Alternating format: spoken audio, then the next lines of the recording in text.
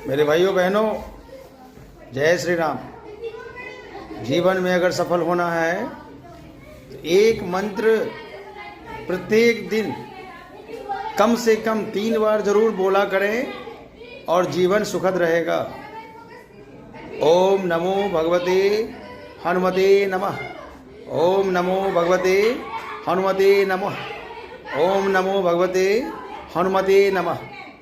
सुख, समृद्धि, स्थिति, परिस्थिति सब कुछ संतुलन में आ जाएगी और कभी भी पीछे मुड़ करके नहीं देखिएगा।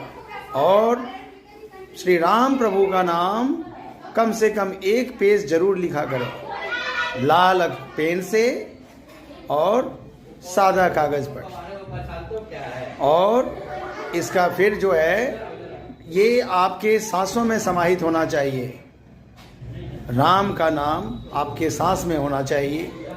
इसके अलावे हमें एक बात जरूर ध्यान देना है कि हमें निंदा चुगली किसी का भी नहीं करना चाहिए, क्योंकि निंदा और चुगली करने से क्या होता है, वो व्यक्ति सुने या ना सुने, लेकिन उसका जो बुरा कर्म है वो हमारे और आप पर आ जाते हैं जो निंदा चुगली करते हैं, और उनकी स्थितियाँ ठीक होने लगती है और हम क्या होते हैं तो उतना ही पीछे चले जाते हैं।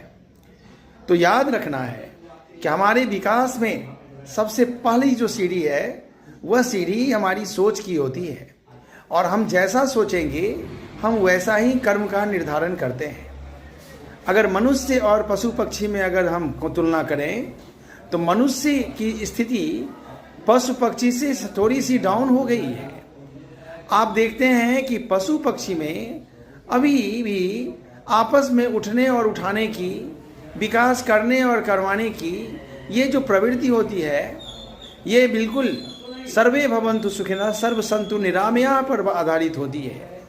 अर्थात ईश्वर के एक उपहार को दूसरे उपहार पर जो है वह स्वागत करते हैं, और कहीं न कहीं ईश्वर को बिल्कुल आपको वह अपने आप को ईश्वर के समक्ष जो है वह साबित करते हैं कि प्रभु हम आपके संतान हैं, तो हम आपके बनाए गए जो भी और अन्य संतान हैं उनको कभी भी उनके साथ हम धोखा नहीं करेंगे।